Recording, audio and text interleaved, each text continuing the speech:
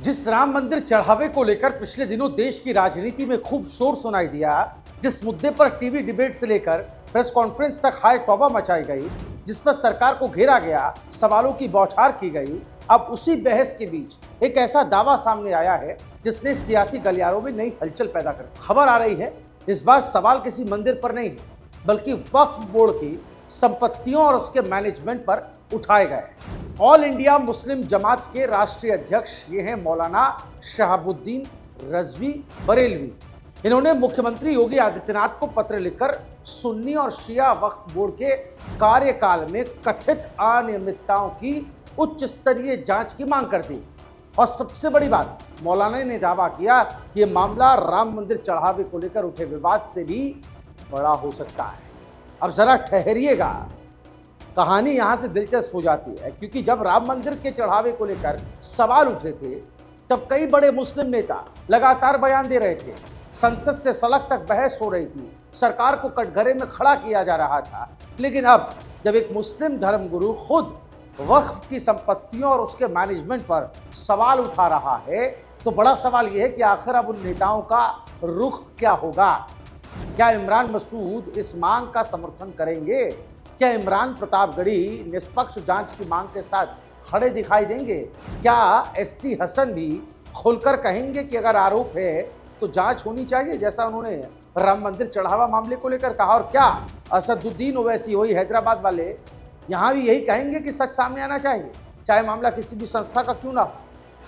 क्योंकि लोकतंत्र में सवाल पूछने का अधिकार सबको है, लेकिन सवाल ये भी है कि क्या सवाल पूछने के पैमाने सबके लिए बराबर हैं? मौलाना रजवी का कहना है कि वक्फ की संपत्तियां गरीबों, यतीमों, शिक्षा और समाज कल्याण के लिए होती हैं। अगर कहीं गड़बड़ हुई है, अगर कहीं नियमों का उल्लंघन हुआ है, अगर कहीं संपत्तियों का गलत या बेजा इस्तेमाल हुआ है, तो उसकी निष्पक्ष जांच होनी चाहिए। ध्यान रहे, ये फिलहाल आरोप हैं और इन्हीं आरोपों की जांच की मांग की जा रही है। लेकिन राजनीति में अक्सर आरोपों से ज्यादा चर्चा इस बात की होती है कि आरोप लगाने वाला कौन है। और यहां मामला इसलिए चर्चा में है क्योंकि आरोप विपक्ष या किसी हिंदू संगठन ने नहीं लगाया है, बल्कि मुस्लिम समाज के ही एक प्रमुख धर्मगुरु ने लगाया है। यही वजह है कि यह मुद्दा अब सिर्फ वक्फ बोर्ड तक ही सीमित नहीं रह गया। ये बहस अब जवाबदेही की बन गई है। क्या धार्मिक संस्थाओं के मामले में भी वही पारदर्शिता लागू होनी चाहिए जिसकी मांग दूसरे मामलों में भी की जाती है? क्या जांच की कसौटी सबके लिए एक जैसी होनी चाहिए? और अगर जांच होती है तो क्या बड़े खुलासे सामने आ सकते हैं? ये कुछ ऐसे सवाल हैं जिनके जवाब मिलने चाहिए। इस वक्त राजनीतिक गलियारों में यही सवाल घूम रहे हैं। दोस्तों, दिलचस्प बात यह है कि पिछले कुछ सालों में वक्फ संपत्तियों को लेकर कई बार विवाद सामने आए। कभी जमीनों के रिकॉर्ड को लेकर सवाल उठे, कभी प्रबंधन को लेकर सवाल उठे, तो कभी आय और उपयोग को लेकर भी बहस हुई। अब मौलाना रजवी का पत्र उस बहस को एक और बार फिर से केंद्र में लाया है।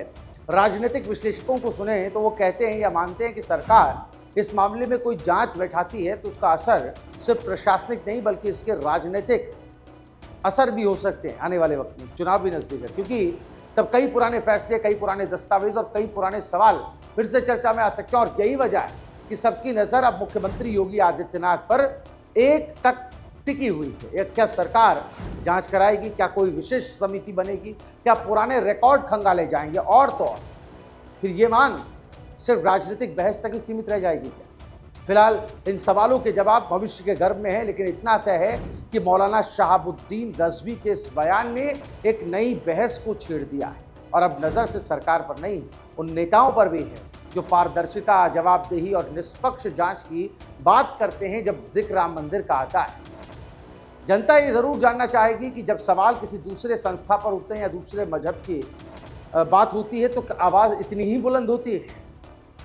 ये सवाल आपके सामने ही है। इस पूरे विवाद का सबसे बड़ा राजनीतिक और नैतिक प्रश्न यही है, और शायद आने वाले दिनों में इसी सवाल पर सबसे ज्यादा चर्चा भी होने वाली है। जो ताज़ा मामला सामने आया जिसमें बड़ा आरोप लगाया है, इस पर आपका क्या कुछ कहना है? अपनी राय हमें कमेंट करके जरूर बताएगा। वीडियो को ज़्यादा से ज़्यादा शेयर कीजिएगा। उत्तर प्रदेश से जुड़ी तमाम बड़ी खबरों के अपडेट्स के लिए आप बने रहिए हमारे साथ, देखते रहिए न्यूज़ लाइव टीवी।